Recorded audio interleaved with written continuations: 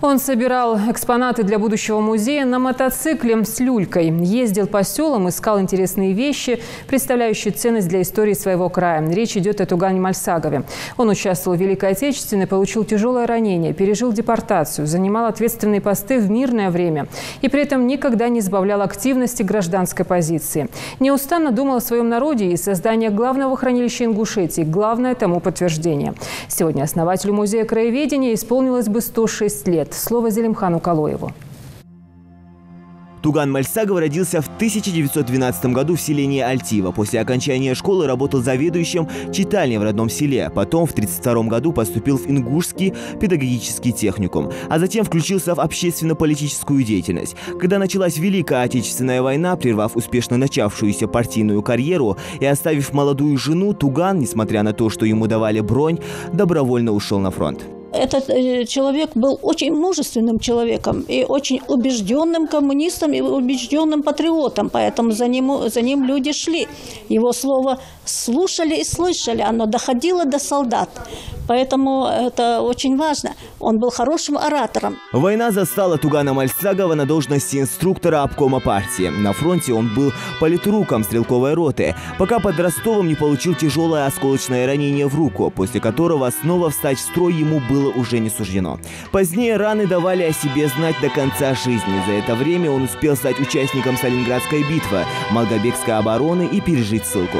В одном из его наградных листов говорится и о том, что он внес огромный вклад в то, чтобы укрепить нашу обороноспособность в самом начале войны. Трудности, выпавшие на долю Тугана Хаджимоховича, не сломили его. Он самоотверженно трудился на многих ответственных постах и оставил после себя бесценную святыню, хранилище истории и культуры народа. Тяжело было участнику войны, проливавшему кровь на войне и смотревшему смерти в глаза, потерявшему на фронте младшего брата, видеть страдания ни в чем не повинных горячо любимых им людей. И тогда он дал себе слово во что бы то ни стало восстановить историческую правду. Эта мысль, созревшая в истерзанной душе Тугана, стала отправной точкой того великого дела, которому он посвятил все оставшиеся годы. В течение многих лет, задолго до основания музея, он начал ездить по селам, собирал материалы, тратил на это личные средства. Пенсионную книжку он отдал супруге, а зарплату тратил на создание музея. Супруга не только с пониманием относилась к деятельности мужа, но и как могла старалась оградить его от житейских волнений и тревог. Первоначально музей боевой и трудовой славы, затем музей исторического Назрановского района, а ныне Ингушский государственный музей краеведения имени Тугана Мальсагова. Музей, который начинался с одной комнатки, теперь храм памяти не только о самом Тугане, но и многих других ингушах участников войны. Первые фотографии и документы по битве за Москву в музейном фонде республики появились еще в начале 70-х годов. Сейчас музейный фонд насчитывает более 40 тысяч экспонатов, среди которых фотографии, письма и самое ценное – кители с боевыми наградами ветеранов. У нас в постоянной экспозиции находится костюм основателя нашего Тугана Хаджимоховича Мальсагова с его медалями. Он был награжден медалью за отвагу, медалью за победу над Германией и за оборону Кавказа.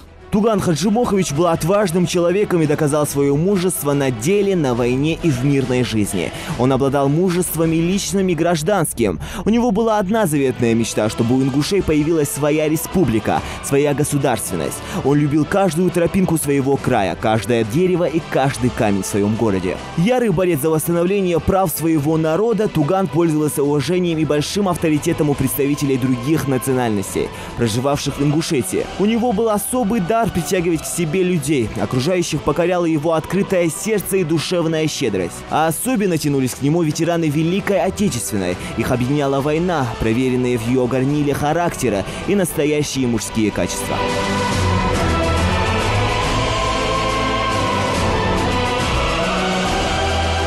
Воспитанием Тугана занимался отец. Именно он отдал его в Кантышевское медресе, закончить которое ему не удалось, но познания в религии, полученные там, стали основой его морали и нравственности, которые в то непростое советское время позволили воспитать уже своих детей по всем нормам эздела и обычаям ингушей.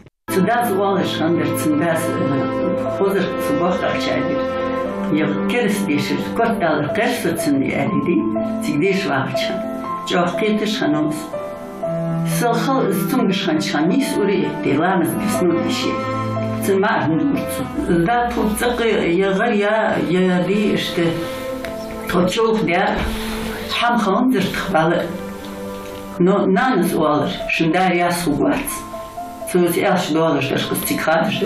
В ноябре 1983 года после продолжительной болезни его не стало. Он прожил 71 год. Подвиги Тугана были отмечены многими наградами, медалями за победу над Германией в Великой Отечественной войне, за оборону Кавказа, Сталинграда, отвагу, трудовую доблесть и не только. Высоко была отмечена деятельность Тугана Мальсагова в 2002 году, когда его посмертно наградили орденом за заслуги, высшей госнаградой Ингушетии, для которой так много сделал этот человек. Продолжателем дела Тугана стал его старший внук, ныне директор Ингушского государственного музея краеведения имени Тугана Мальсагова Магомед Закриевич Сагов, который трепетно и бережно относится к наследию своего именитого деда.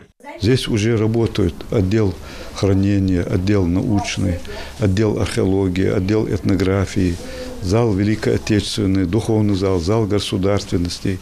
И вот сегодня в наших фондах сосредоточено более 47 тысяч экспонатов. Музей имени Тугана Мальсагова с каждым годом пополняется самыми различными экспонатами. Ценные памятники культуры хранятся в Краеведческом музее. Здесь собраны свидетельства как древней истории ингушей, так и военного прошлого.